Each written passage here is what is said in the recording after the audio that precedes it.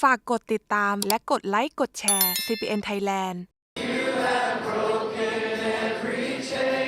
The small town of Wilmore, Kentucky had not seen an outpouring of this magnitude in more than 50 years. For 16 days and nights, students and others worshiped and experienced the presence of God. What began as student-led prayer at a scheduled chapel service February 8th led to something extraordinary. Asbury President Dr. Kevin Brown says there's still a feeling of expectancy in the air, even a year later. Our students continue to be hungry.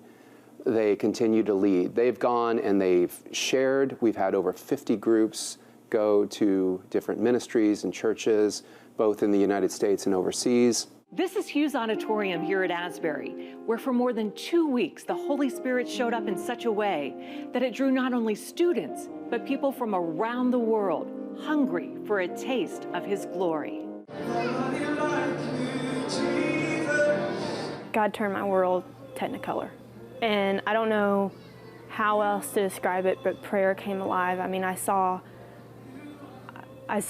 physical healing, cancer be removed. I saw, like, physically cancer off somebody's neck be removed. I saw emotional healing, relational healing. There were 2 other girls and now my boyfriend, and we spent literally every waking moment. We did not sleep, and we stayed there for 2 weeks. It was an overwhelming glimpse of just God, you know, like His goodness, His mercy, His grace, His firmness. It was a glimpse of what heaven's going to be like when we get to just reign and dwell with God forever. Oh my word, yeah. I don't think I'd ever experienced that type of love from God before. Like, I thought 100%, like, this is, like, I've done too many things. I've messed up too many times. Like, I'm too far gone. Like, I thought all of those things, and yet God met me with such grace and compassion. I knew we were encountering something, but it was like halfway through the weekend when I was like, this is really special.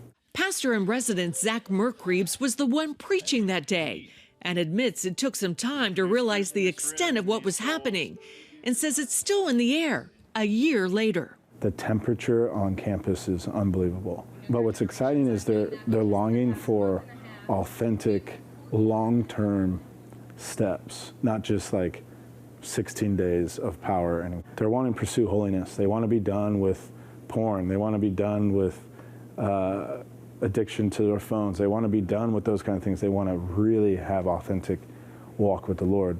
And what's amazing is that's happening here. Another result happened when the original Asbury House, built in 1850, became a prayer room for students. I think one thing that the outpouring did, it took down a lot of walls that maybe we have about who God is. Like, before the outpouring, I was not student body president at that time, but our student government and even our administration did a wonderful job of making sure that us as students felt like this was